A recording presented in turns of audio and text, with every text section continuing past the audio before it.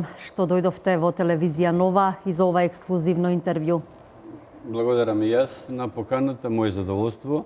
Еве прв пат доаѓам да ви посакам и вас и на телевизијата успех во работата, затоа што во етерот македонски е добро да има плурализам од поголем број на медиумите и се надевам дека ТВ Нова како што почна се повеќе и повеќе ќе добива во рейтинг. Благодарам. Собранието денеска ги констатираше оставките на министрите и замениците од Демократската унија за интеграција. Партијата предложи и нови имиња. Како оди планот? Кога ќе закажете седницата за да бидат изгласани новите министри? Вака, откако министрите и замениците министри до премиерот господинот Емил Димитриев доставија оставки во петокот, на прва наредна седница, која што беше денеска, собранието ги констатира. И тоа без расправа, затоа што така е согласно деловникот. Сега иде втора фаза. Втора фаза би требало премиерот Емил Димитриев до собранието на Република Македонија да ги достави предлозите за министри и заменици министри. Нема нова влада, затоа што дека е помалку од 1/3 од владата што се променува. Значи, че има како за избор на нови министри и заменици министри. Јас разговарав денеска со премиерот Емил Димитриев. Тој во текот на денот, до крајот на вечерта, ќе ги достави предлозите за министри и заменици министри.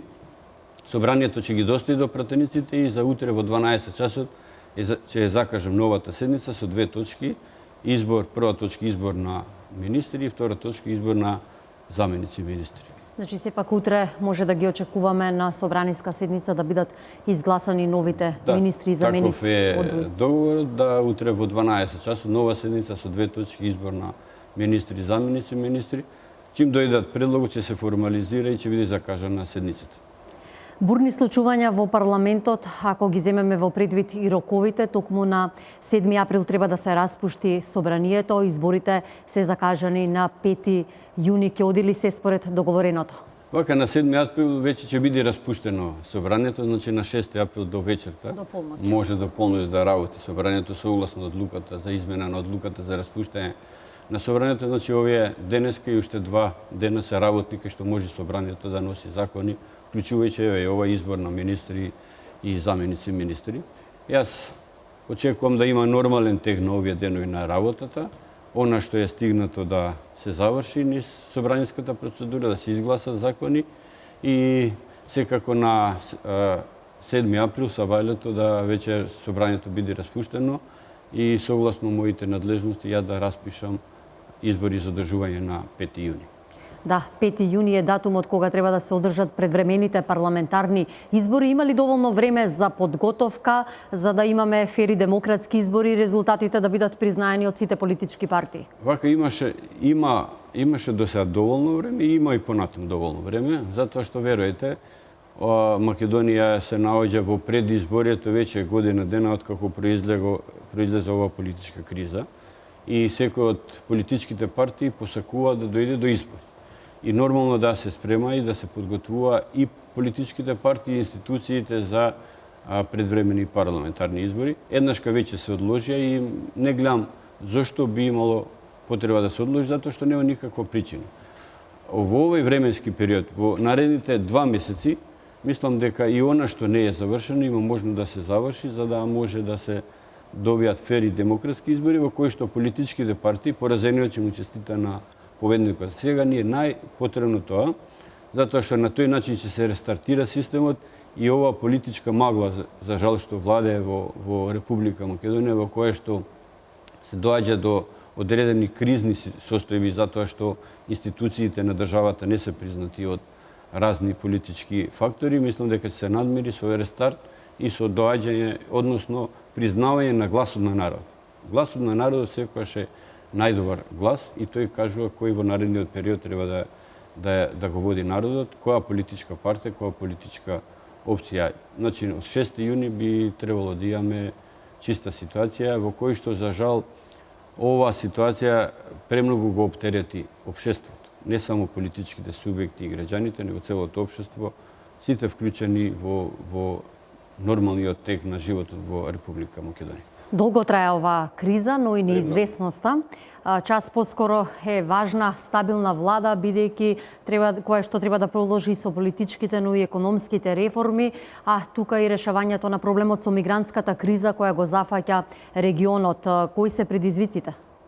Па вака, секогаш има предизвици, поготово во Балканот и во нашиот регион овдека, но ова премногу траеше, како што вие самите кажавте, а ситуацијата е во која што некогаш, како што е мигрантската криза, не зависи од нас.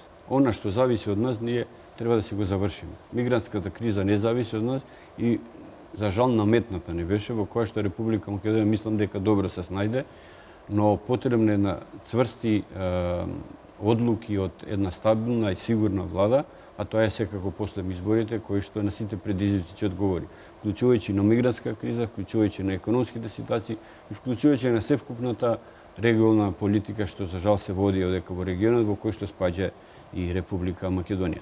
Затоа е потребно не вака вештачки наметната влада, него влада изворно од народот, а тоа е секако изборите кои што одлучуваат кои треба да ги води граѓаните во Република Македонија. Избрана на демократски и фер избори, како што рековте, секако граѓаните ќе си го кажат своето право и својот избор. Вака, јас најјак адут на секој кој што раководи со одредена институција ако е избран на демократски избори. Ако е дојде на друг начин, не знам како може и тој да раководи со таа позиција кога за жал народот не го признава. Народот не рекол дека треба да ја води таа институција, но за жал во Република Македонија доаѓа ситуација некој си седнал во фотелјата без да го избере народот и продолжува и сака долго време да владее, да раководи со таа институција иако не е избрана од народ. Но сепак, како што сите очекуваат, на 5 јуни ќе се случи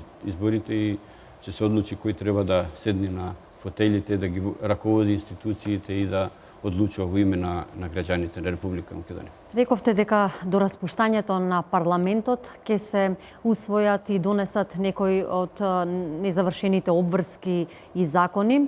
Ќе го споменам и извештајот за работата на специјалното јавно обвинителство, токму специјалната обвинителка Катица Јанева, иако неколку пати, чинам 4 пати беше поканета да дојде во собранието, таа не се појави пред пратениците. Зошто не го почитува законодавниот дом? Вака, јас и тогаш дадов изјава, кажав дека мислам дека беше тоа еден од многуте лоши денови гафови што госпоѓата Катица Јанева ги има направено во овој временски период дека е избрана за специјален јавен обвинител. Во таа ситуација кога го кажа тоа, самата после неколку дена се коригираш и условно да кажам се извини пред граѓаните на Република Македонија и пред институциите кои што за жал ги навреди, односно не ги призна. Лошо е во Република Македонија да самите не ги признаваме институциите. Ние сите треба да ги градиме, да ги надградуваме, да ги зацврстуваме институциите. Едни со други институции се држиме. И затоа мислам дека не треба да доаѓа ситуација која што за жал во последно време од политичките партии кои што не ги признаваат институции, но доаѓа и некој што е избран од државните институции да не ги признава, да не ги легитимира, да ги делегитимира со непризнавањето на тие институции. Мисламе тоа е една лоша пракса и понатаму нема да го за жал преземе некој од другите, затоа што во собранието на Република Македонија молам, многу има регулаторни тела што поднесуваат извештаи. Сега ако тие решат, еве не сакам да доаѓам, сами гледајте го извештајот, како што имаше од страна на специјалната јавна обвинителка, во таа ситуација ние го деградираме уставно-правниот поредок. Мислам дека тоа е еден лош пример кој што еве би го прифатиле како еден лош ден и би посакал понатаму и госпоѓата Катица Јанева да дојде во собранието, затоа што е избрана од самото собрание да го одбрани извештајот и да даде пример на почитување на институции како што треба сите други да ја почитуваат и собранието, и Уставниот суд, и председателот на државата, владата и сите правосудни органи. Избрана е од собранието, но го прогласи за нелегитимно. Дали ова непочитување на законодавниот дом и очекувате ли сепак да се појави да дојде на собраниската комисија во овие 2-3 дена? Вака, да бидам искрен, во овие 2 дена не очекувам дека ќе дојде затоа што премногу е краток временски период, требаше таа до сега да покажи доблес и да се појави во собранието на Република Македонија. Но како што кажувам, ова нека остане еден лош ден на господја Катица Јанева и понатаму сите други мислам дека нема да го следат нејзиниот пример. Така, ВМРО ДПМН, партијата, владеачката партија, постојано можеме да забележиме дека и покрај кризата и случувањата нуди низа проекти, програми. Што препознаваат граѓаните? Вака, јас можам следно да кажам, надвор од тоа како председател на собранието претходно, за да бидеш избран, мораш да бидеш како пратеник избран во собранието на Република Македонија. Веќе 4 парламентарни избори, учествувам во демократски избори во кои што како представник на ВМРО ДПМН. Можам да кажам дека ВМРО ДПМН воведе една добра пракса која што постои во сите демократски земји, да даде претходно пред граѓаните, пред да го извршат изборот, што очекува граѓаните од таа политичка партија на кого треба да го дадат изборот. Значи, ние секогаш идеме со програма и во споставена пракса по завршувањето на мандатот, без оглед дали е редовни воредни парламентарни избори, да се отчиташ пред граѓаните на Република Македонија што имаш направено. Тоа е нешто кое што го воведе ВМРО ДПМН во изминативе 10 години и кој што би требало да биде поддржано од сите политички опции. Да има простор граѓанинот да избира измеѓу програмите, да избира за напредок, за успех на државата на Република Македонија и на него лично како избирач, а не да избира измеѓу програма и деструкција. Затоа што секогаш граѓаните било која држава избираат, сакаат напредок, сакаат успех, отколку деструкција, уназадување, создавање кризи, затоа што тогаш сите губи. И тој што го прави тоа. И државата и обичниот граѓанин губи. Никој по криза не доби. Секој губи, веруете. И затоа мислам дека политичките опции, политичките партии ќе престанат веќе со деструкција, него со идеи во кои што бараат, гласот го бараат за него да гласа, не да гласа против некоја политичка опција. Граѓаните на Република Македонија во овие изминати 25 години демократски избори се научија да гласаат за. Доста гласаат против. Значи, гласаат за некого кој што мисли дека ќе му направи напредок, иднина подобра и подобар економски просперитет на било кој. Не гласаат за казнување на некој, како што за жал во првите години од демократскиот поредок во Република Македонија, воведување на плурализмот, тогаш се гласаше против. Сега гласа за и затоа треба политичките опции да се надпреваруваат, да го добијат, да го придобијат за нив изборот од граѓаните во Република Македонија. Бурна седмица ве очекува, овие 2-3 дена полни раце работа, да се завршат сите обврски, да се изгласаат утре на седница новите министри и заменици од редовите на Демократската унија за интеграција, да се распушти парламентот. Прогнозите ви се позитивни? Па вака, јас кажав дека на 7 април веќе ќе биде распуштен собранието.